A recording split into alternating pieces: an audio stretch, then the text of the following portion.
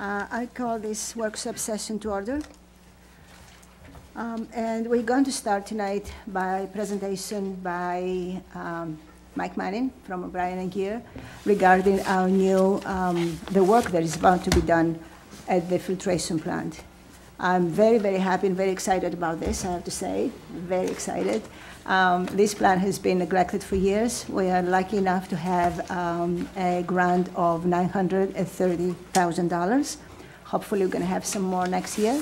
And the work that has been proposed is about $1.6 million, correct? Yes. So please, Mr. Manning. Yes. Well, thank you. So the mayor asked me to come over today and talk a little bit about the preliminary engineering report that we sent out a couple weeks ago, and I think everybody here might have seen that already. So the project at hand is we call it the Water System Improvements Project, and it includes work at the the water treatment plant, but also work at the Vineyard Drive pump station and the Webster Road tank and pump station. So I'm just going to go through, I'm only going to take about 10 to 15 minutes of your time tonight and go through the project. So this goes back some time. So we've been helping the village out with some various studies and evaluations, primarily focusing on disinfection byproducts. This shows a historical graph of the different types of disinfection byproducts in different locations throughout the system.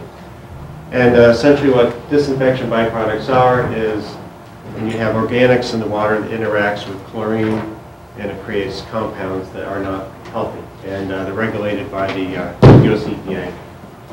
So we've helped the village with some water age analysis, some modeling, and came up with some recommendations in early 2017.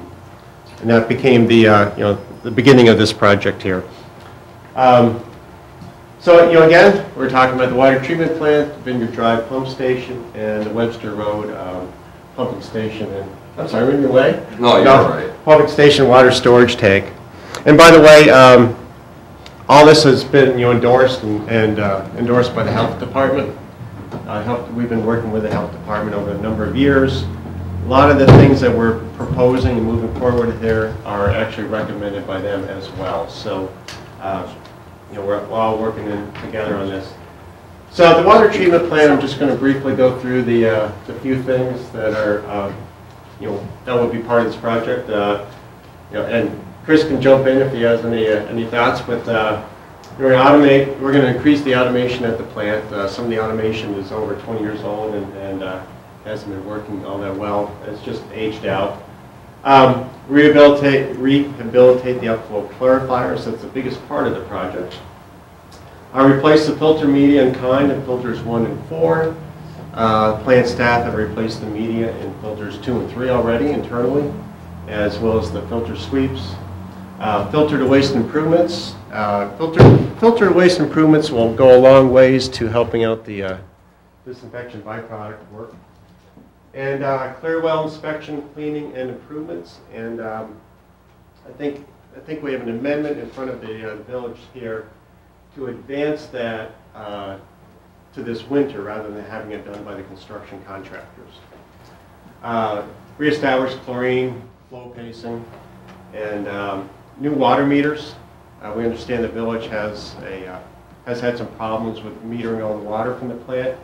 There's 3 lines leaving the plant. There's a 24-inch service and then 2 12-inch services. And the 2 12-inch services are not metered. So the water use is measured by the incoming flow with some level of accuracy. And then also some upgrading some of the instrumentation and electrical work at the facility. So first, have any of you been to the plant? Okay. So I got a few people been there. Okay, so you might recognize this. This is the photo on top of the upflow clarifiers, and as I noted, they're probably the biggest part of this overall project is to rehabilitate that system. And we looked at 4 different technologies. I know there's a lot of information here. The technology that the village uses is called an upflow clarification process. So Clarifiers is your first barrier against contamination within the system. So basically what the clarifiers do is they remove the heavier stuff that comes into the plant. And we looked at three different technologies, or basically four different technologies. One is to retrofit the existing, or rehabilitate the existing technology of the upflow clarifiers, replaced with tubes or plate settlers. And the fourth thing we looked at is a dissolved air flotation system. And they all have benefits and disadvantages. The existing system now, it works best if you got if you have consistent flow and temperature. It requires some level of operation attention because you got to maintain the sludge blanket on the bottom at the proper depth.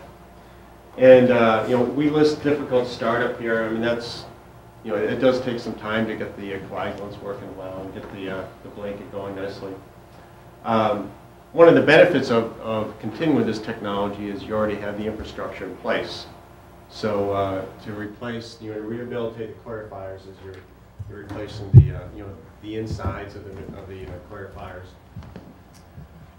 Tube and plate settlers. Oh, thank you. Tube and plate settlers. Actually, if you don't mind, I'll just jump ahead to some photos here. I'll give you an idea of what we're talking about here. So, with the upflow clarifiers, flow comes in the top, comes down the bottom, and it flows through the sludge blanket. And as it flows through the sludge blanket, the blanket acts as a filter and sucks up all the organics. Then you got clean water that comes to the top. With tube and plate settlers, you have, I don't know if you can see this here, but you've got a series of a million little tubes. The water flows up through the tubes, and they're kind of inclined, and the organics, the solids kind of settle out. Same with the plate settlers. You've got a plate, if you can imagine, thousands of pieces of paper, 1/4 inch apart. And then the last technology we looked at was dissolved air flotation. Dissolved air flotation works pretty well, but it doesn't do really well with dissolved organics. And as you can see by the schematic, there's a lot of stuff associated with it. So you've got, you got pumps, and you've got, dissolved air means you've got compressors and all that stuff. So, it's a lot more to deal with. Just moving through here. Webster Road Pumping Station. It's a pretty straightforward project. The biggest part of this is that we're recommending that the tank be outfitted with a mixer and an aeration system. Because what's happening is this tank doesn't turn over all that often.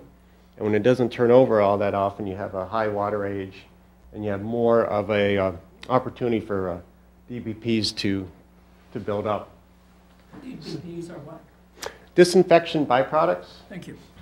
This acronym here is TTHM, is total trihalomethanes, which is a form of DBP. And to remove them, if you aerate the water, it's a pretty simple process. You've got we would recommend a mixer that pushes the water up into the air, and then the TTHMs will vaporize, and then there'll be a fan on top of the tank. They'll pull the air out so that it's removed from the process. And then also, there's currently there's no emergency generator at the pump station, so we're recommending that a new generator be installed to provide backup power. And then there's a non-functioning variable frequency drive on one of the pumps, and we recommend that be replaced as well. On to the Vineyard Drive pump station. The Vineyard Drive pump station it's the part of your infrastructure that ties into the Dunkirk system. And when that runs correctly, then you've got backup of approximately 1.2 MGD. Just not quite your average flow, but it's pretty close to it. And unfortunately, the piping is undersized, the pumps are aged, and really needs. Did you say 1.2? I believe it was 1.2. And then the, again, the pumps are aged beyond their useful life, and all the piping to and from it is undersized. So this project consists of replacing all the piping, new pumps, again, an emergency generator, and miscellaneous improvements. One of the, the neat things about this is there's also the pipe, the suction pipe needs to go underneath the CSX railroad, so that will require an agreement with the railroad. Seems though that's a spur, but you think that's going to be difficult? I mean, if it's not used actually anymore because carriage house is closed down, so it's not an active spur. So should you run into any? You would think that would be the case, but sometimes they get pretty particular about protecting their assets, and they treat them all similar, whether you've got a spur or an active line. We've reached out to them. We've got some preliminary information from them, and we anticipate when we get into the early winter finalizing the permit applications. I'll be working with Dan because there's actually some agreements and easements that are a part of that, and we want to have all that in place before long before construction would have to start. And actually, the emergency water line replacement would include, I think, a CSX. That's the next slide. So there's actually a small part of the emergency water line project that we put off until this project, primarily because it's the same type of construction, and that way, there's a cost savings of bringing in one contractor once to do both of these short segments underneath the railroad.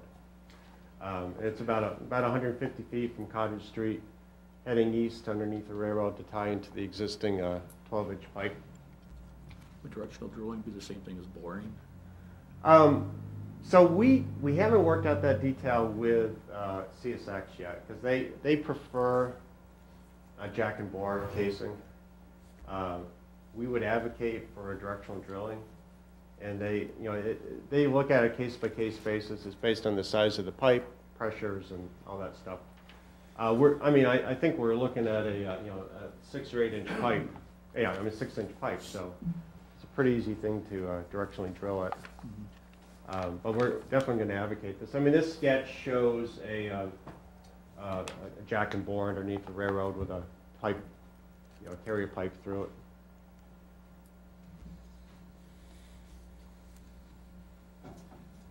So the mayor mentioned the cost earlier. This is just a high-level cost. I think this came out of the report. So the water treatment plant is about $953,000 is estimated. Probably 2/3 of that's associated with the clarifiers, getting them up and running. You can see here a couple $100,000 for the Webster Road storage tank and pumping station, and $260,000 at the Vineyard Drive pumping station, and then we've got $50,000 for the Cottage Street pipe loop. So it's about total estimated construction is about $1.65 million. Keep in mind this includes some instrumentation work that we've kind of have some conservative estimates, and you might have noticed that in the report.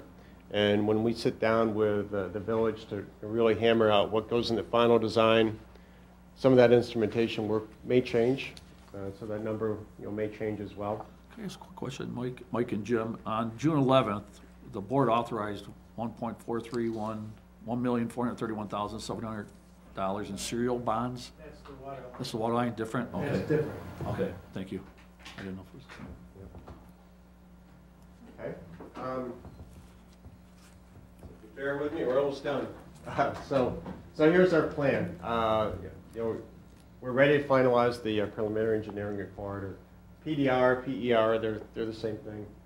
And then we'll work through design. We want to wrap up design in March and advertise in April and be under construction in June next year, with about a year construction duration. The health department, as I mentioned earlier, the health department is on board with this project. when we have the design report done, we will send it to them for their use. They do not have to approve it, but we'll send it to them for their use to bring them up to speed. Did that jump ahead?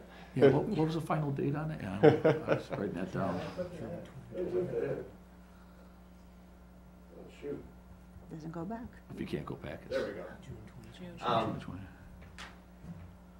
But when we're ready to finalize things, then the health department has to approve the documents. So we'll reach out to them. But we like to be proactive and let them know what's going on, so that there's no surprises when we get to that point. Now, I do want to note, not to get too far into the details, but the clarifier work. The plant, the reason the clarifiers have not been taken out of service over the years is that because you can only take one down at a time. And really, so really we want to make sure the Vineyard Drive pump station is up and running before we even get into the clarifier work. So we're going to be messing with the schedule a little bit to make it as optimized as we can. And one of the things that we've talked about internally is possibly pre-purchasing the pumps for the Vineyard Drive pump station so that they can be on site on this day, get it hammered out, get it done, and then you can jump into the clarifier work, because there will be surprises with the clarifiers. I mean, we have to be ready for that and plan for it accordingly. And because we don't want this final completion date to be later. So we want to get through it and get done. During the time period of the construction of the clarifiers, we will be purchasing water from the city of Dunkirk then at Yes. that time? Yeah. Okay. And that line will be We're sufficient? going to be half down, so we're going to need to buy some water. Well, this keeps wanting to go to this point. So in our 2017 report, which Doug showed me, he's got a copy here. We did recommend that there are some things that the village really wants to consider if you're moving forward. One is focus on source protection of the reservoir. There's been talk about dredging the reservoir over the years. Dam safety improvements. There was a comment that came up about algae earlier, and better protection of the reservoir. I mean, you guys do a great job protecting it now, but better protection of it, help keep nutrients out of it. And we talked about annual distribution system upgrades as well as part of your annual program. No matter how small it is, just a little bit every year helps. You're going through the emergency water line project now, and if you were to do something maybe not that big every year, but something along those lines would certainly help. We've talked before about the leak detection program. I know the village is moving ahead with some leak detection work and trying to hone in on the the lost revenue, if there is any. And then also, we always recommend that you have an adequate budget for work at the water treatment plant and annual maintenance work at the water treatment plant and pump stations, just to try to get ahead of things. So I think that's all I had for the formal presentation. If there's any questions, I'd be more than happy to answer anything. I have some questions. Yes. And they're not necessarily about this, but maybe about the history of what's happened. And maybe Chris could answer this. When is the last time any major work was done at the water treatment plant? 05? I believe it was 05. Yeah. Yeah. And why would there be undersized pipes at the Vineyard Drive pumping station? Why would or anybody have put in undersized pipes? I can't answer. Do we know who did that work? The history of that, I believe, was Dunkirk's. Was Dunkirk's and what's the deal? I think Dunkirk put that pump station originally. No, we put the pump station. Did it? When was that? When? Early 90s. Early 90s, or maybe even in the late 80s. I believe it was early 90s, but somewhere in that Yeah, time frame. because then when we had the drought, we had a drought, and That was like 91. It was in a, yeah. Wow. But in actuality, the pipes that are coming from Dunkirk are only 6-inch from Vineyard Drive, correct? So you can only get what they're offering, what they can offer, Well, right? 6 inches, and they had the 12 that you're talking about has been there. But the village board at the time chose, it was cheaper, To go off to to 6. just tie in with a 6 inch. That's the Well, reason. that's That's the reason. what I I wanted That's to the know. answer. That's my question. I mean, that's the reason, yes. Okay. Okay, the Water Street tank, you said there's currently no backup generator? No. That's correct. Okay, and you also said that there's something else that isn't working there, that hasn't been working? There's a variable frequency drive that just recently stopped working. Okay, so that's a recent issue? Correct. Okay. And that's an electronic unit, and they fail. 13 years Okay, manufacturer, so that's so it's about the end of its, plenty, and we gotta move on. okay. Could you Yes. expound on how the water tank is being used? Is it used on a daily basis, or? Yeah, it's all basically usage dependent. There's variables that keep us from using it every day, hourly, couple days, whatever. Our main scope is to raise and lower it every 3 days. That was from O'Brien and Gear's reports from back in old time, Italy. So we try and maintain that schedule. But we had a leak here yesterday. Once that happens, we can only make water as fast as we can, and we're using that tank to feed the village. So you do use it though pretty much on a daily basis? Oh, pretty much, yeah. That Within was 30. part of the design. I was here in 2005. Yeah. I left shortly after that. But anyway, I remember that one of the ideas, at least at the time, was to design it so that it could run automated for the low periods during the day and run off the tank. Now, I don't know how successful you've been over the years by doing that, but that was the idea anyway. And the chief operator could monitor with, he had a computer, so he could monitor the plant at night. I don't know, are you doing any of that, or? No, we've actually hired staff now where we're rarely having it unmanned, Oh, okay. which is recommended by the health department as well. Due Yeah, to I know that. Nobody was excited about Yeah. not having it unmanned. A lot of it There are is to, several plants that don't run a 24-hour shift. yeah, smaller village Smaller plants. capacities, yeah. Anyway, okay, that's all. No, but that, we try and use at least, we try and at least be in the function of raising or lowering it, which is adding fresh chlorine to it, and, at the same time decreasing the older stuff. So within these 36 hours. modifications that you're talking about, will that add to the ability to increase the usage of running off the tank, or what's the plan? Well, the modifications will address the disinfection byproducts, or TTHAs in the tank. So the operation of the tank. I mean, Chris is doing a great job now. We can continue with that turnover on a 3-day basis. And if you continue with that system, and then you take care of the trihalomethanes, you're going to be much further ahead on the DBPs. Chris, how's the telemetry up there right now between the tank and the plant? As far as the level indication, stuff like that? Yes.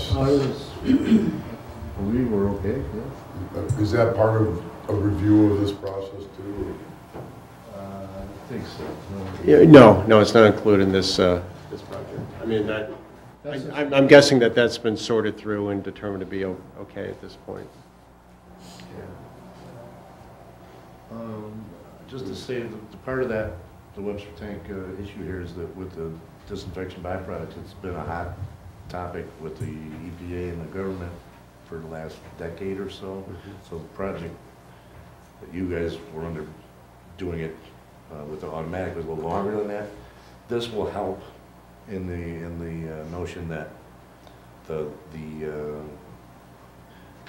contaminants that are in there, I should say contaminants, but the compounds that are in there that are forming with the chlorine are going to be taken care of before, you know, we can essentially use an older water and it won't have the problem as we send it through the distribution system, if that sounds right. Yeah.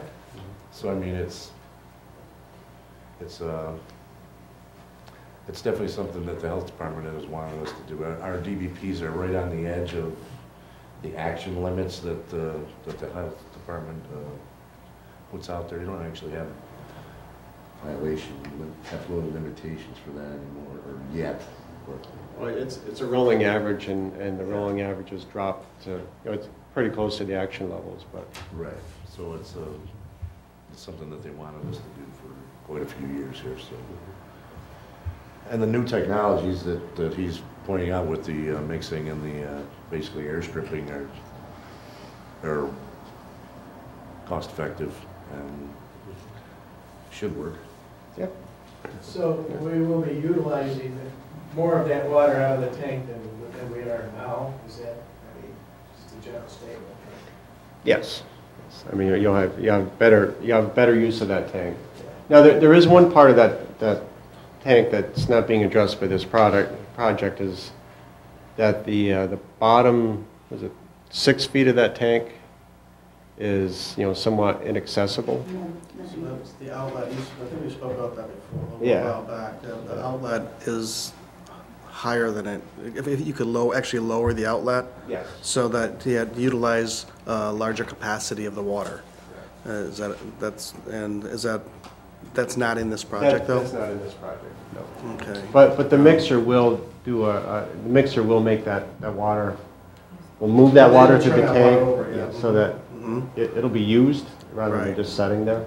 Right, which is better for quality, but for utilization of that water for any, say we do have a water main break, we need to utilize that water to its fullest capacity, it'd be best to lower that outlet, I would think. That would help, yeah. Mhm. Do you know what the volume, how many, basically gallons additional that would give us? I don't have that number right now. 15% probably. You got a 30-foot tank and 6-foot, 20%. 9-gallon tank. We have the same situation in our clear well. Yeah.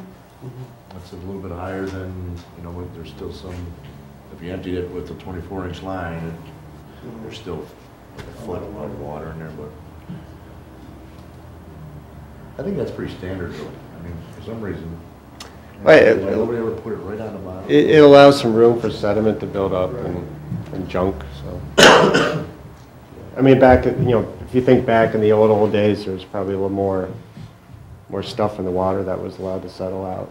And, you know, now we're a little more conscientious about how clean the water needs to be. But as far as prioritizing the items that need to be done, that was not put on right now, we can do that later. Correct. I mean, we're focusing, you know, the goal of this project is to focus on addressing the DBP issue. Okay. And correcting the, you know, DBP issue, correcting the clarifiers, which are old, and it could be a weak link in the process if they're not corrected, as well as providing some redundancy and backup power generation for the pump stations, so that they're always there available for your use. I thought we talked about the generator about a year ago, Yeah. the gas generator. The We budget. That was during the budget, okay, Yeah. that was, During but the that budget, hasn't we been discussed changed that, yet at this time then. I mean, that was the point of all this, was to make a timeline to start from the most urgent upgrades, and at the same time, what made sense, the better use of this money. So that's what we're doing, and it's great to have any more questions. Do you need to explain anything about this amendment, or is it just Oh. our? Yep, I'd be happy to explain that amendment. So that amendment is for the cleaning, inspection, and reattachment of a pipe inside the clear well. And this was originally scheduled to be part of the construction project. And what we're proposing to, so if you mind, I mean, you think about this, you know, the process of, you know, if it's under the construction project, the diver will go in the tank and he'll say, oh my gosh, I got a major problem, we got to fix this right away. And it's unplanned, and now you got to address it during construction. Everyone's got, you got to hurry up, you got to find the money, and there could be some big issues. What we're recommending is that we move it forward, and we would hire the diver under our contract. We recommended Allen Marine. We've worked with them before. They've actually worked in the site before. And by doing this activity now, we're going to know what that tank looks like. And if there's any work that needs to be done in that tank, it will be designed and part of the construction project. It makes sense at the end. So there's to do no, it now. you know, Yes. less Yes. risk. Yeah, it makes sense to do it now. And our, you know, that proposal is their cost plus our markup of 5%, and then 8 hours of our engineer's time to organize the whole thing and help with it. Okay, thank you. You're welcome.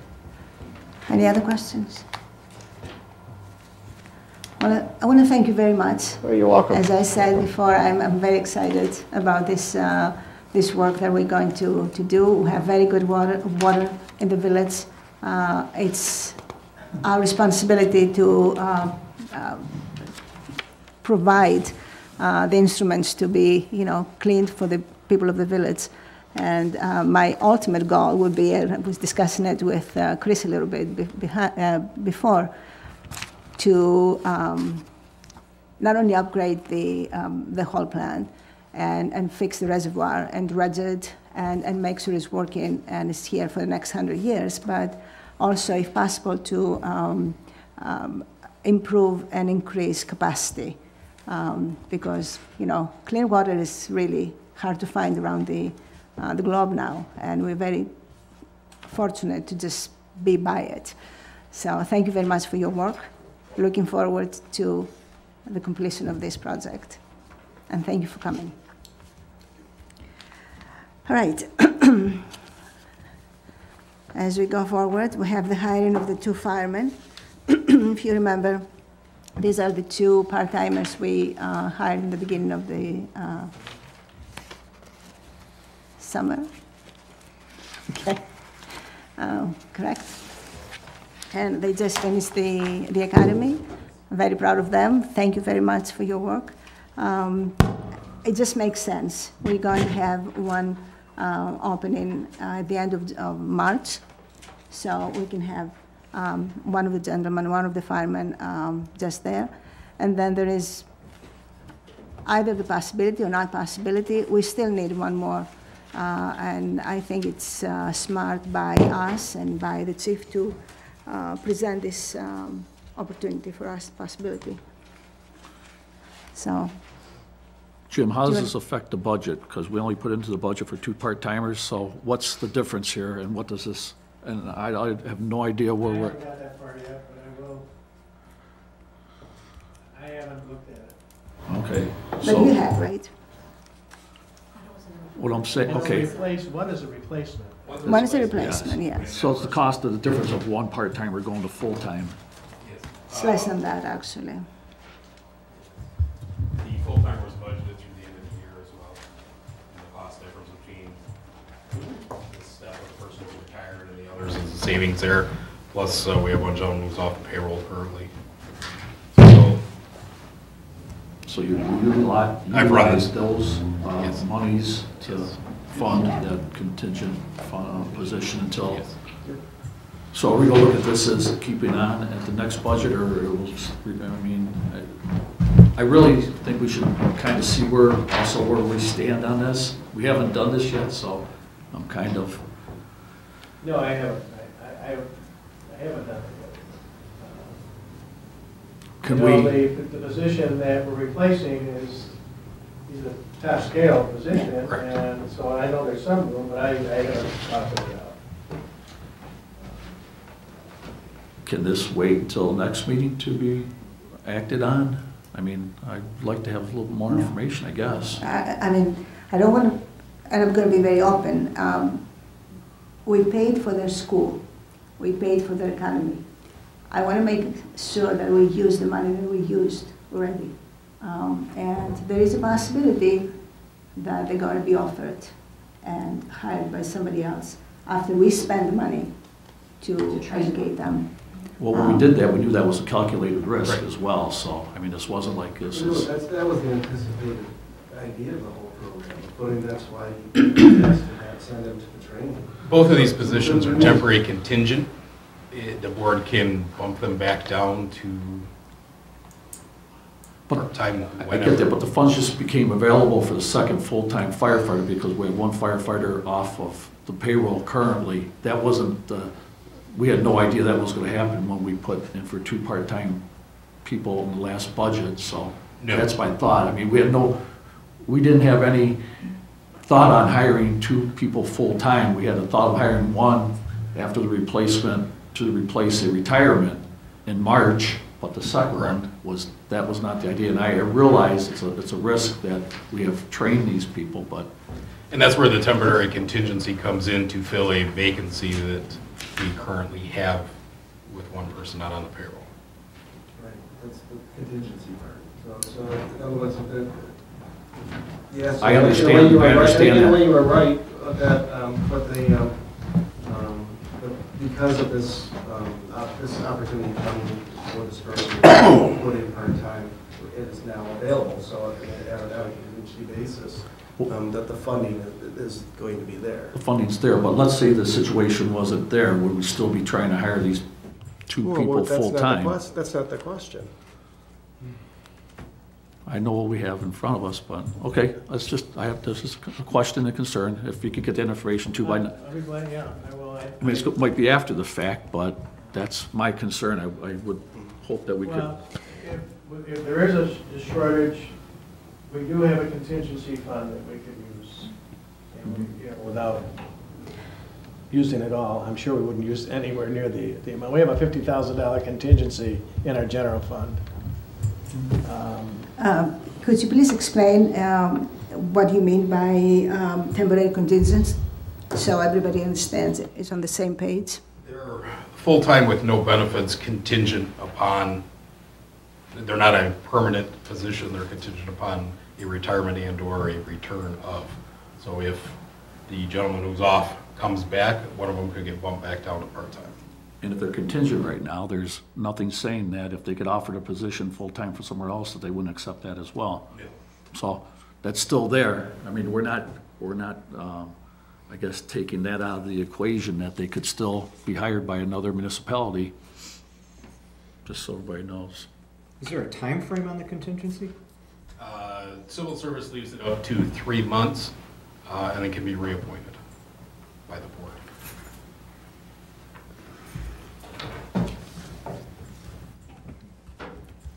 In the past, when we've had vacancies, they've gone to temporary contingent employees.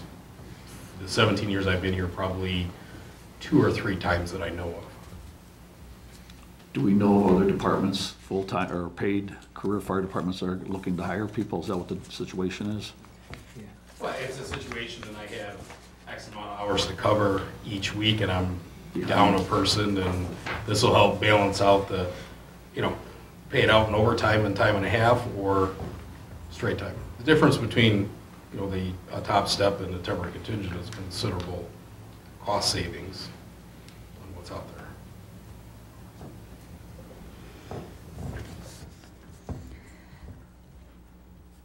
Anything else on that?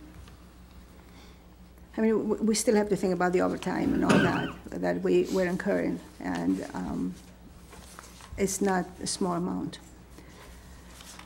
Okay, and then we have a special meeting for December the 17th. Bye-bye, thank you, Mike. The reason I put that there is because we need to approve, you need to approve the fire contract and I'm expecting that the town will approve it this week. So it's up to us, that's why it makes better sense. Plus, next line, cancellation of meeting the 26th. I thought the day after Christmas is not a good day for meeting. Mayor, as part of, just a question here. Looking at our schedule, number one, on June 25th, I brought up that we need to look at filling that last date on the schedule here. And I believe the board agreed on the 17th to be just a regular meeting with the workshop.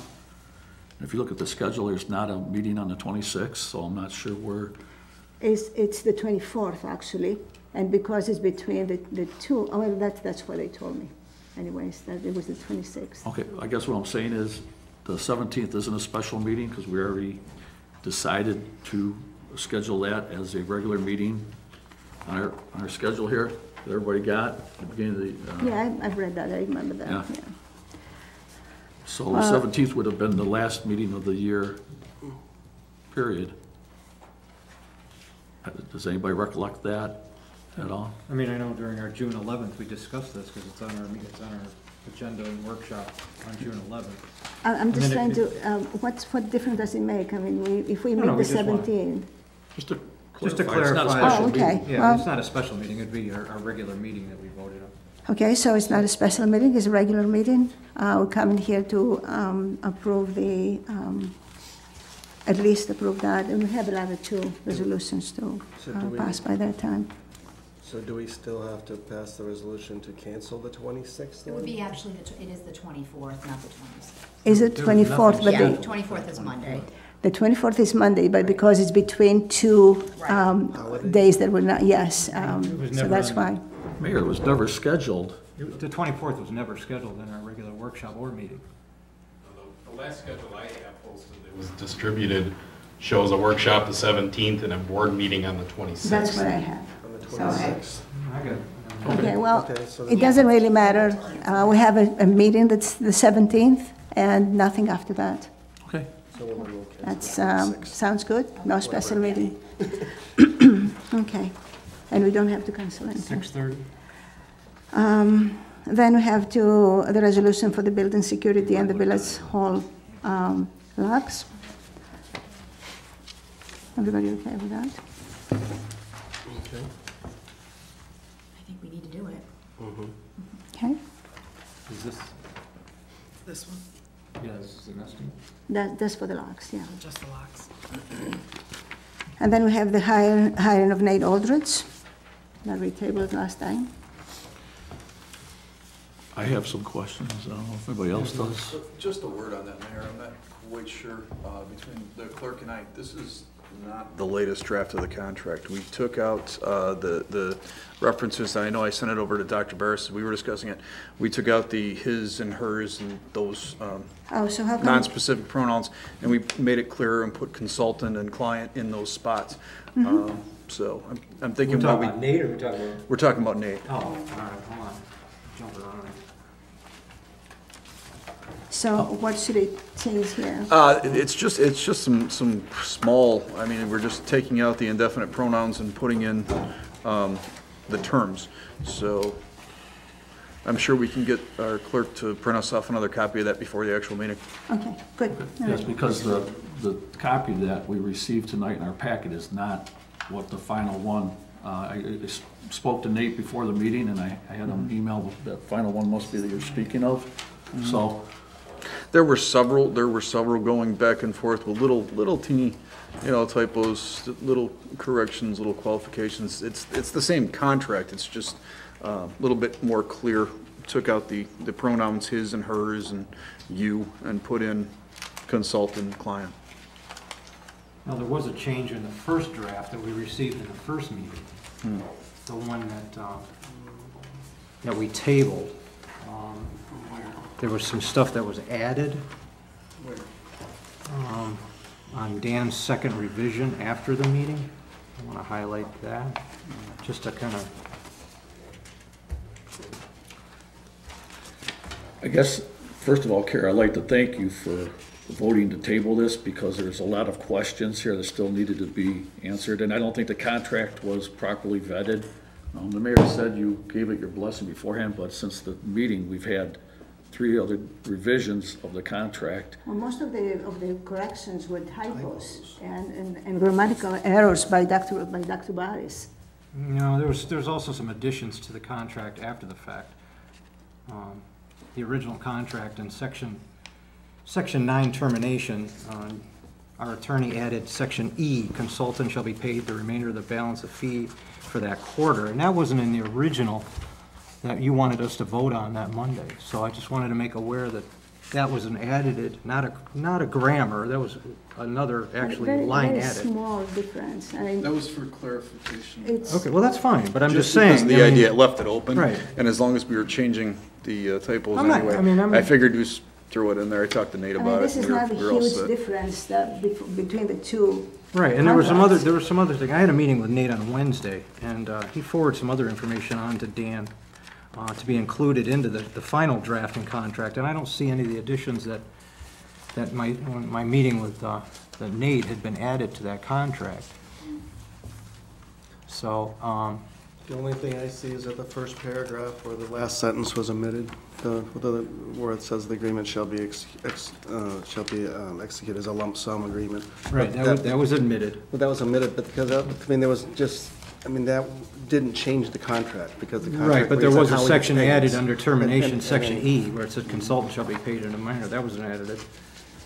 But that really, And like I said, I had a meeting with Nate last Wednesday, and there was another section that was supposed to be added to the final back page on the administrative position, which I don't see. Did Nate check over sent this?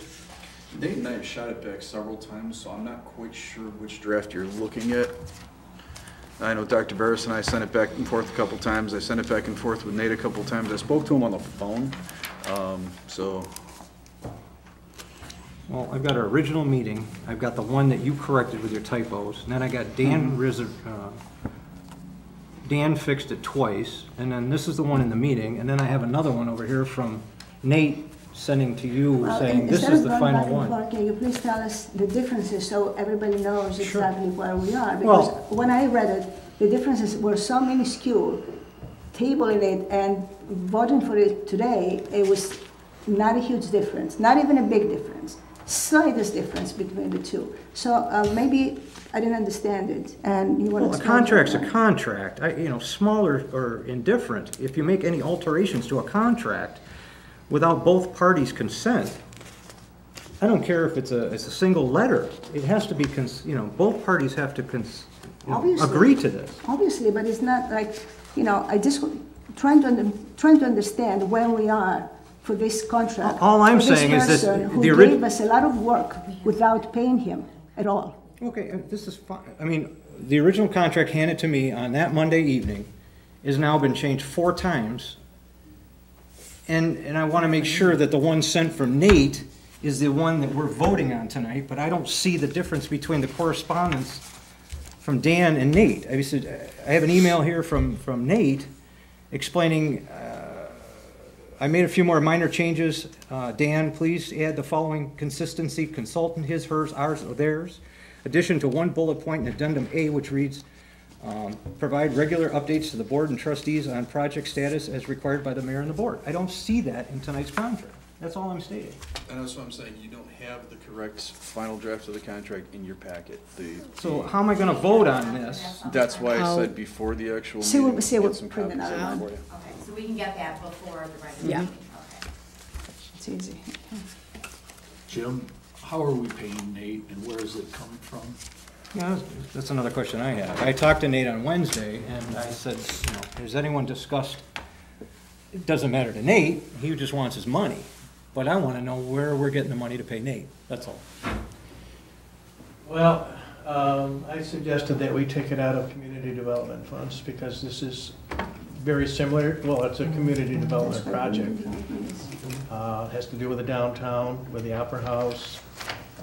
So it just seems to me it's a good fit for that.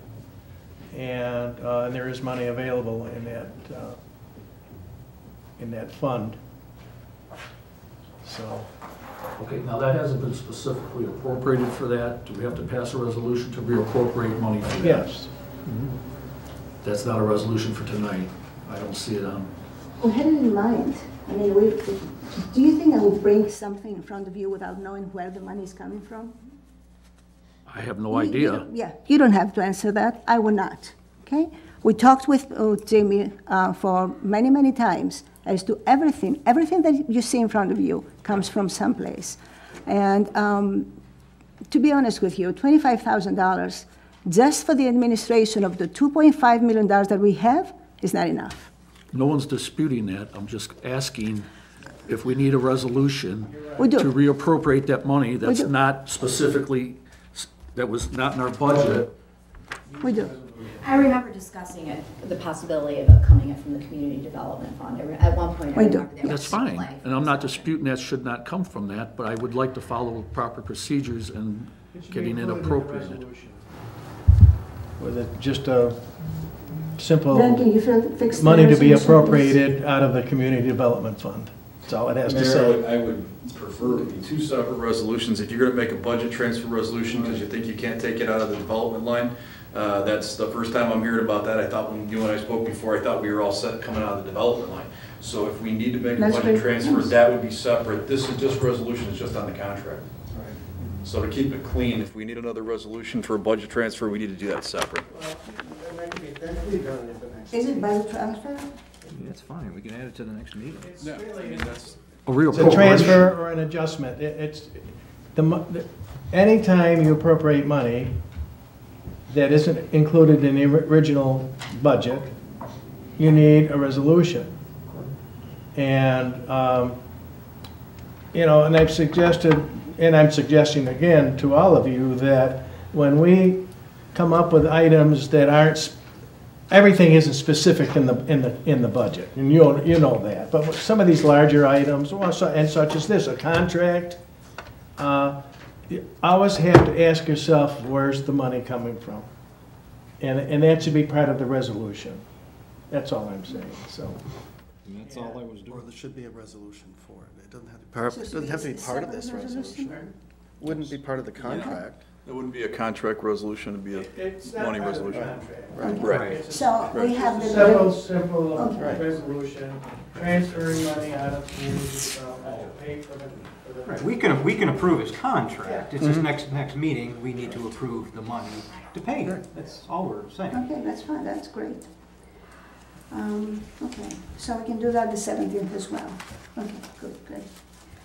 And then I have the DPW authorization for a skid steer loader. And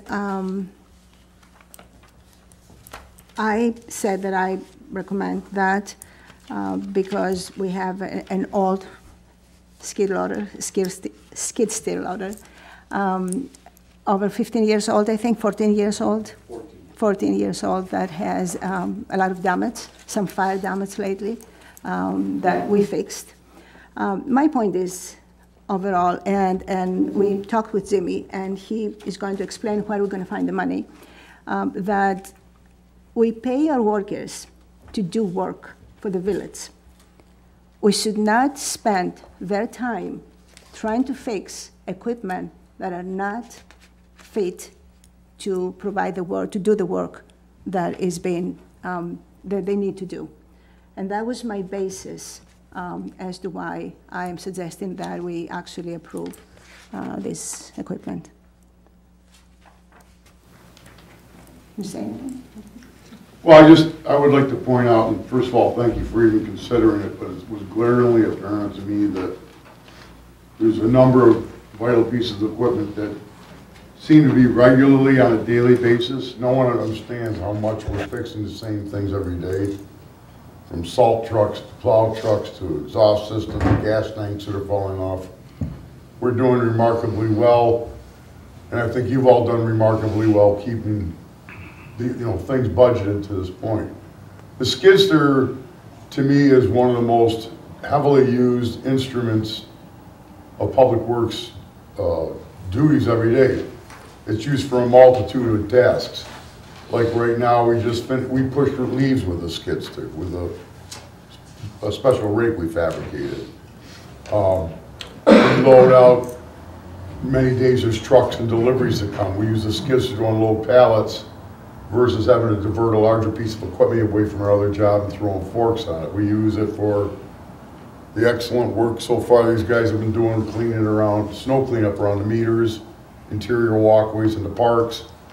The piece of machinery, and I wish I could find what, in the budget or in the expenditure reports, it doesn't break down currently, line by line, the number of dollars expended per each piece of equipment. But looking at what paperwork's up there and the history of like a fire that was that burned up in the spring, the guys were able to piece it together somehow and get it electronically working again. We've had issues with the heater we had to rebuild. It just goes on and on. And at some point, my experience and my humble opinion is that if you continue to expend good money on a daily or weekly basis on old, overuseful life equipment, those dollars would be better spent paying for a newer piece of equipment that will not have any maintenance issues, because more often than not, it'll be under warranty. Your current purchase price is state contract, and with a trade-in value of over $12,500 on the $14,000, a 14-year-old unit, this is extremely affordable, fiscally responsible, and something I think is, to me, a no-brainer. But again, I defer to your consideration or questions. Thank you. And Jimmy, where are we gonna find the money? Real quick, before you do that, the components and attachments that go to the current one, can they be used on this new one? Some of them are gonna be used. Yes, everything but, here's another thing we use it for, very important, the snow blower unit that we use in the winter clearing snow. The one attachment that I probably wouldn't really want to keep is the bucket, because that's shot and it needs new front pins, and it's been cracked and welded before. But the new unit is priced with a bucket. Right. But the snow blower and all the other, the forks, I mean, all the other equipment that we currently use, we can it'll fit and work with what's on the new one too. So yeah, I mean, we could keep the old bucket, but I chose to just. I want to keep the old bucket, but the other implements. Yes, yeah. Would work. Okay, thank you. The bucket helped to be a little bit more traded. So. I'm sorry. Okay. Okay, pardon me for not having at my fingertips a line item that I could tell you where we're gonna take the money out of, but there is fund balance in the capital fund that's available. However, if you wanna wait until Wednesday or next week to pass this, I'm gonna be giving you a budget report. There are gonna be some transfer requests in it, because there are a couple of lines that have exceeded the amount that we budgeted. And so I can give you a complete report, which will include the proposed transfers that would be necessary to purchase the skid steer and Nate's. There might be some other places I haven't thoroughly, I just put it together today. I haven't had a chance to really look at it, which I will do line by line. I pretty much do that. Then I can be more specific and make a recommendation to you on how we're going to pay for these two items. If you want to wait until next. I would feel that would be more appropriate that we know and pass the budget transfers to pay for that first before we agree to buy it. When you came to me and we talked about, you said you have the money, correct? That's why I put it today. I said that we could take it out of, we do have available money in the capital fund under, it would be appropriating some of the fund balance for that amount. So that's why I put it today. And that's nothing wrong with that. I mean, it's just, But again, we have to appropriate the money specifically for that. it's a transfer. A transfer. So We're not going to transfer the money today. the fund, That's a different The story. money is available, it's just has to be a transfer, but in order to do that, we would have to pass the resolution to agree to To purchase transfer the money, yes, So of course. to do this, so I think, yeah, I don't see why there'd be a problem moving forward today with this. It's just a matter of transfer a resolution for transfer for the next time. So it'll be the same difference like with Right. Nate's contract. Right. Mhm. That's what you're saying. Yeah. Okay, It's not a big problem. but it needs to be done. Yeah. Okay. Thank you. Okay, now, the time is really late. So, for new business, you go down, we have the police report, have the building inspector's report, the justice report, the fire department report. Apparently, Mike Manning did his presentation in the beginning. The schedule of meetings for January to June. I would propose to the board to think and approve the following. Instead of having meetings the second and the fourth week of every month, and then just the workshop the third, which sometimes leaves a long time between meetings. What I mean by that, if a month has 5 weeks, then between the third week and the second week of the next month, the Board of Trustees doesn't come into this building for 3 weeks. I think that's a very long time, and it's kind of not very organized. So what I propose is to have a meeting and a workshop every other week, irrespective of when it is. Not to have a workshop that doesn't produce any kind of work, so we don't have the meeting afterwards. I think it will be a little cleaner. The board is going to be more often, not more often, but the same interval, let's say, at the Village Hall. I think that will work much better. So every other week we have a workshop and a meeting, workshop and a meeting. That's going to, I think, eliminate the need for special meetings and work a little better. So you're suggesting we get rid of the week where we just have the workshop? That's right, and not going first week, not having anything. We have, like 1 week we have a meeting and a workshop and a meeting, then nothing, then workshop and a meeting, then nothing, then workshop and a meeting. So every other week.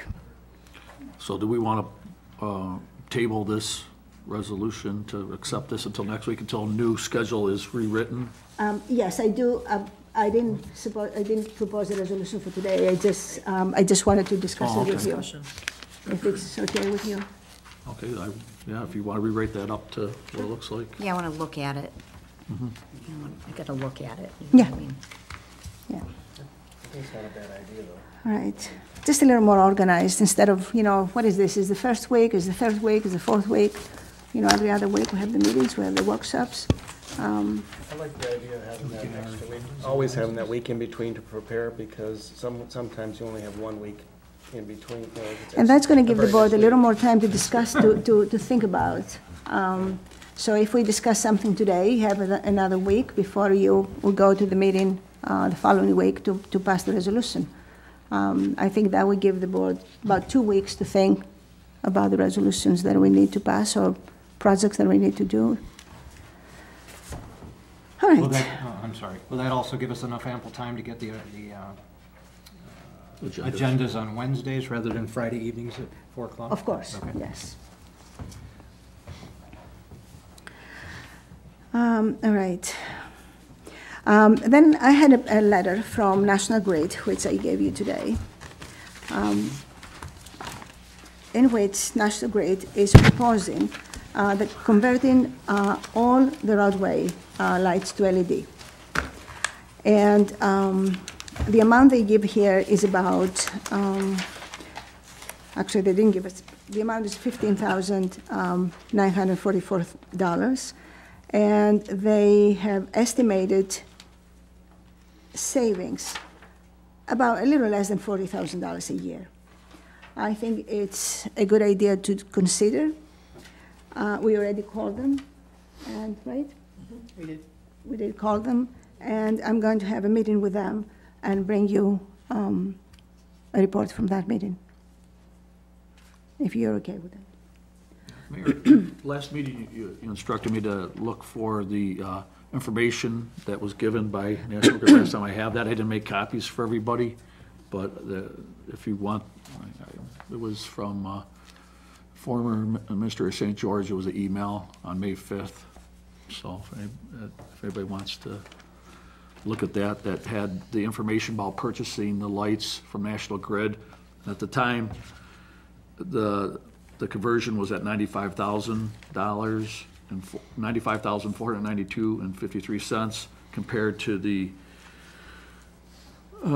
if we would have gone with that other company and bought them on our own, you know, the National Grid is selling assets with a depreciated value of $212,000 to the village for $632,000. It was like about $800,000 to go on our own compared to the $95,000 conversion from LED. And I think that didn't make any sense at the time. That's why we didn't pursue it. But it was on May 5th. I think this is something that we definitely have to look into.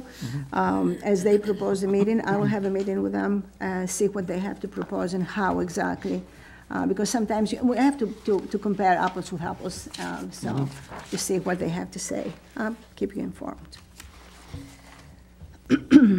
And then finally, the bond authorization, they both go to next week, correct? Yes. Because they were drafted for next week, if I understand it, yes. No. That's what they're telling me, that they drafted for next week. They're on for discussion tonight, but the document was drafted by the 17th. And I think don't know why. the dates in that are in the, for tonight. No, it's for The bond December 17th, anticipation. it says on. It says the 17th? Yeah, on both of them. Yeah, I'm sorry. That's right. Apparently, it was drafted for the 17th, and then I asked them for tonight, and it was too late to change it, so we leave them for the 17th. All right. Maybe we should go straight to the meeting. Is that going to be okay? And then the other one is for the increased cost of the Carroll Avenue water line.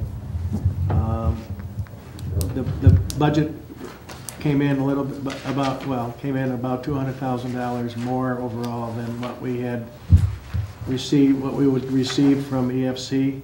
Yeah, that was 1.4 million. Yeah, that was the 1.431, yeah. That's why I was confused. It was very close to what Yeah. the water line replacement was. So I called the bond attorney and asked him if it wasn't too late, because we hadn't anticipated this increase, and he said we could do this, so this is just to protect us. Yeah, I agree. So, Jimmy, just for clarification, you meant the emergency water line? You said Carroll Avenue, I just want to make the sure. emergency water. That's good. Yeah. Okay. Now I have an executive that I will need to have. Do you want to go to executive now? We had an executive session meeting after our regular meeting. Well, we have people waiting downstairs for that presentation. However, this meeting is going to be very short, so I think we should go to the meeting first. Pretty short, so. It's very short. It's 2 resolutions. We have journalists that are waiting now. Excuse me? We have journalists who are waiting as well as department heads. Please rise.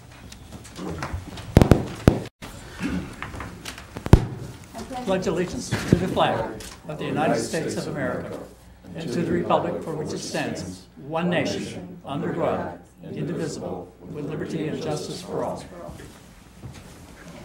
A regular meeting, sorry, I call this meeting to order. At the regular meeting of the Board of Trustees of the Village of Fredonia, duly called and held on the 10th day of December 2018 at 7:30 in the Trustees Room, 2nd floor, Village Hall, Fredonia, New York, and public notice of the time and place of this meeting has been given to the news media and conspicuously posted in one or more designated public locations in accordance with Section 104 of the Open Meetings Law. Whereas members of this board present at this meeting have read the official minutes of the Board of Trustees regular meeting of November 26, 2018. Now therefore be it resolved, this board approves the minutes as entered into the official minutes, and be it further resolved that the reading of the minutes be dispensed with. I second the resolution. I vote aye. Trustee Christina. Yes. Trustee Linden. Aye. Trustee Briggs. Yes. Trustee Essek. Yes. At this point, I open the public portion. This portion of the meeting is for public comment. Any member of the public wishing to speak, once recognized, shall stand and state their name and address. Speakers will be allowed 3 minutes if speaking for themselves, or 5 minutes if speaking on behalf of a group. I will ask the speakers to refrain from remarks that are in poor taste, slanderous, or not germane to any action taken or contemplated by the board.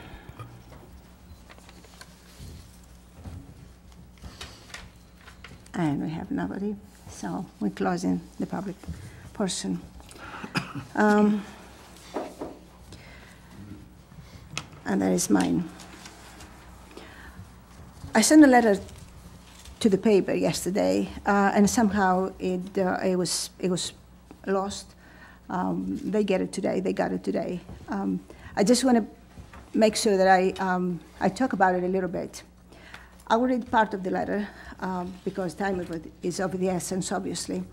While the auditors will make a public presentation regarding the village's finances, I'm pleased to report that we are heading in the right direction. The audit not only shows that the village is financially sound, it also serves as a strong confirmation that abolishing the administrator's position was indeed the right decision. And I'm going to go down a small list of things that I have from this audit. To begin with, there is a capital project fund with over $1.3 million that was never disclosed to me or the village board. This fund was not included in the presented or adopted yearly budgets. Although funded money is always good, it is also proof of gross mismanagement of public funds. Our fund balance has been allowed to reach a level considerably higher than recommended by the New York State Comptroller, while the village has been forced to bond expenses which could have been easily funded without the need to pay administrative costs and interest. SUNY Fredonia is under contract with the village for water and sewer services. According to the audit report, the university was underbilled for the fiscal year of 2017-2018 by over $140,000. This reduction was never authorized by the board, known by the taxpayers, or even requested by the college. It was one of several arbitrary decisions on the part of the former administrator. The proposed contract with the Pomfret Portland Dunkirk Sewer District that two trustees presented for approval was drafted under his guidance and would have reduced revenue for the village by over $60,000. This reduction was again intentional and premeditated, as proven by the amount that he budgeted for the fiscal year 2018-2019.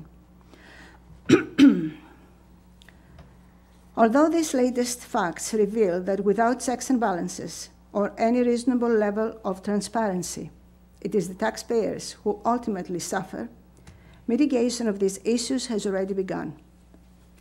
The position of the administrator has been abolished, and as per the charter of the village, now have a treasurer and a village clerk. That has not only produced some savings, more importantly, has restored much needed oversight, checks and balances. To explain a little bit this, we have a small savings, very small savings over the two positions versus the one.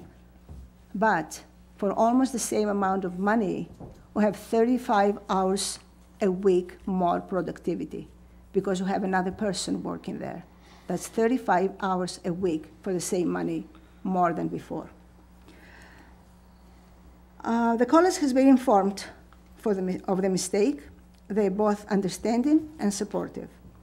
Furthermore, work on the new PPD contract has started, and it's my hope that very soon it will have a new one, fair for everyone involved.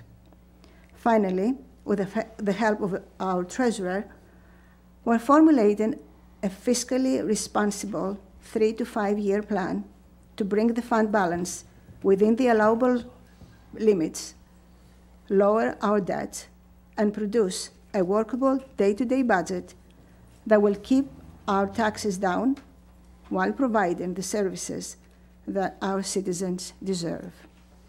So this is for that. This is only one part of what I want to talk about. Second is,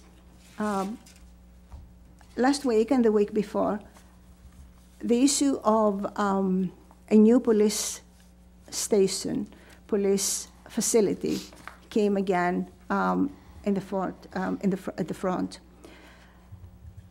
As everybody knows, this is something that I wanted to do from the beginning. This is one of my priorities. What are we talking about now? We have some issues with the fire hall. We need about $1 million to, a little less than $1 million to fix that. So my initial thought was, how about if we put the two together? And actually we can put the three together. So we can put the police station, the fire department, and the courts. And we can put the four together, actually, because we can put the fire department, the police station, the courts, and the code enforcement into one facility, public safety facility. This is a very, although it's been discussed in the past, as I understand it, between the police and the fire department to consolidate their building, this is new as to who else we can put in there. So just started talking about it. I don't know where we're going. I just want the people to know that this is a direction that I would like personally to go with the approval of the board, of course. So these are the two things that I like to talk about. And now, Mr. Esek, do you have any report? Jim, when are the board going to receive that audit that the mayor is speaking of? You have a meeting scheduled in January. They've been invited to meet with the board so that they'll present the audit report, and you'll be able to ask any questions that you might have of the auditors directly. On the 7th. What date is that? I think it's the 7th. The 7th? I'm not 100%, but I think that's the date, yes. Okay. So you'll get a copy of the audit report, and they'll make a presentation, which is something, at least in my humble opinion, is long overdue. Every year, when they complete the audit, this happens in other municipalities, happens at the school board, the auditors are invited to the board meeting to present their findings to the audit, to publicize it, to tell them what the financial condition of the village, to assure that the financial reports comply with generally accepted accounting principles, and it's a fair presentation that you're receiving, and it's an outside audit, and the audit is actually directed at the treasurer who's preparing your financial reports. Now, so anyway, and they, if you want to have a further discussion with them, like about the fund balance or about anything in there, that'll be the time to do it. Yeah, but they haven't been invited. I invited them to give you the report themselves. I'm just surprised that you're discussing it now. We didn't even have any knowledge of it. Anyhow, the North County Water District is holding, they gave a notice of meeting. I think everybody got emailed that. I would highly recommend going to that. It's at the Fireside on Thursday, December 13th at 4 p.m. Go to it. I'm speaking to the board members and get more knowledge on what's going on and get firsthand knowledge. The PPD, I was on that committee, and yes, there was a drastic $50,000 or $60,000, but when we're going to be meeting with them again, we're going to be compromising with them. We're still going to be getting reduced what we were charging them currently. So it is going to be still a difference, a decrease in what we're going. I'm sure of it, because we have to compromise. What we were charging them based on the current calculations on the old contract was excessive and it was outdated. So when we go back in negotiations here, and actually we're going to be meeting with them tomorrow. I think we should not promise anything. I'm not promising anything at all. I'm just saying we will Mr. compromise, and a compromise is not. You're promising now. No, I'm not promising. I'm saying when you negotiate, you compromise. And obviously, they're not going to go for the same amount they've been paying for the last few years Mr. now. Essig, you brought, and I didn't mention who did Mayor, I it. didn't interrupt you. Okay, And so- I didn't absolutely, create you're right, you're right. Yes, a you're right. Yeah. a conflict here. So please. So we'll be meeting with them tomorrow, and we'll be negotiating, but negotiating deals with compromise. So, yes, that amount that we originally discussed, it was a large amount, but it was based on a figure that was in the budget. It was not, we weren't knowledgeable to what was billed, so that was the problem there. That's all. Mr. Briggs, thank you. I have no report tonight. Mr. Linden? No, I have no report. Thanks. Ms. Christina? Nothing tonight. I have no report. Dr. Paris? Mr. Garrett? Nothing tonight, Mayor, thank you. Okay. Going forward, thank you. We have the reports. Give me a second. The police report for the month of November. We have 629 incidents, out of whom we have 19 accidents, 50 arrests, 27 vehicle and traffic, and 58 parking tickets, and 3 calls. We have the code enforcement for the month of October. The fees collected overall, $4,730. One stop work order, 24 permits that generated $1,968.55 in revenue, and the estimated cost of work for the month, $600,199. And then for the month of November, we have a great report. Fees collected, $12,641. This is a record. And 27 permits generated $4,781 in revenue. The estimated cost of work for the month, $213,400. Of the justice report for the month of November, total fines and surcharges, $10,094. Parking tickets, $2,884, for a total of $12,978. On that, we have 103 vehicle and traffic, 29 criminal cases, 20 village ordinances, 5 civil cases, 9 ABC laws, and total cases 166. And finally, the fire department, for a grand total of 154 calls. Out of them, 117 rescue and EMS, 2 hazardous conditions, no fire, service calls 7, 15 good intent call, and 13 false alarm calls. And that's for reports. And let's go to resolutions. Be it resolved that the following individuals are hereby appointed as temporary contingent full-time firefighters medics with the Village of Fredonia Fire Department in compliance with all applicable civil service rules and regulations at a rate of $19.48 per hour with no benefits. Benjamin Picard and Alexander Hallberg. I second the resolution. I vote aye. Trustee Christina? Yes. Trustee Linden? Aye. Trustee Briggs? I'm going to vote no. The reason being is I'm not fully satisfied to where the money's coming from. Thank you. Trustee Assett? I will abstain due to conflict of interest Thank you. because of it being a family member. Thank you. Ms. Christina? Maybe it resolved that a special meeting of just 20... No, we don't We're need not doing that, right? No, that's a regular meeting. Just a regular meeting. So do we have, And we don't, not doing the regular. we don't have to do the other one or not? The next- No, not the next one, the very next one, the locks. Okay.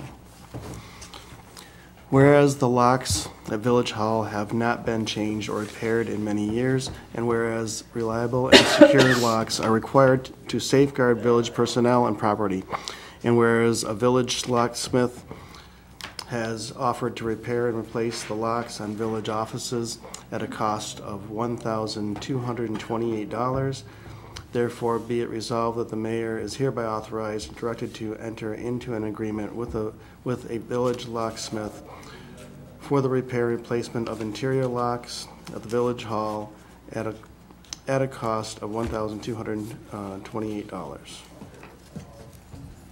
I'll second the motion. I vote Trustee aye. Barris, Trustee Christina. Yes. Trustee Linden. Aye. Trustee Briggs. Yes. Trustee Essek. Yes.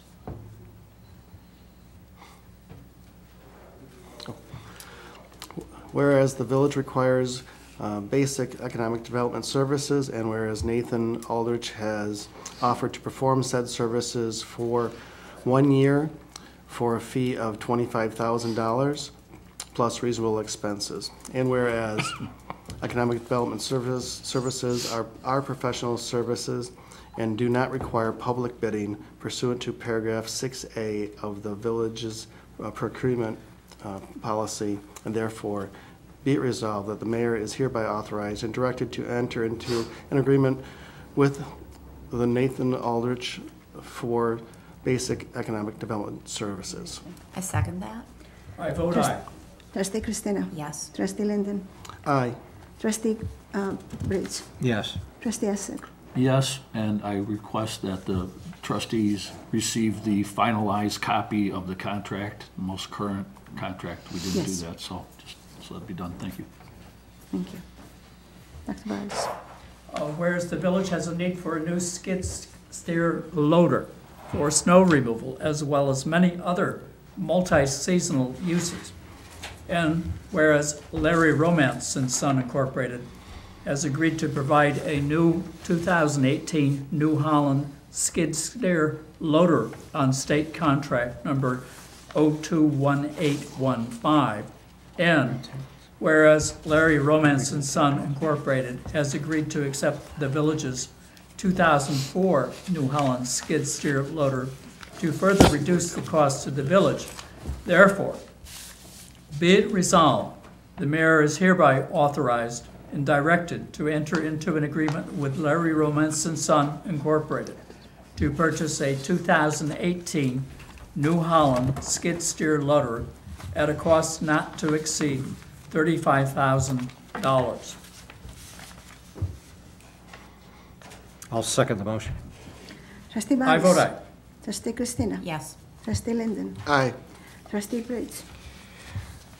I vote yes, but I'd also would like to propose a resolution for the budget transfers and things, so we have We're gonna a have better that next idea where time. this is. We're Thank gonna you. have it next time, of course. Thank you. Trustee Essek. Yes. Thank you, and now I need a motion for executive, please. I move that we go into executive sessions to discuss matters relating to a specific individual. Anybody seconds it? I need a second. I'll second that. Trustee Barris. Aye. Trustee Christina. Yes. Trustee Linden. Aye. Trustee Briggs. Yes. Trustee Essek. Abstain from that vote due to conflict of interest to the family member. Thank you.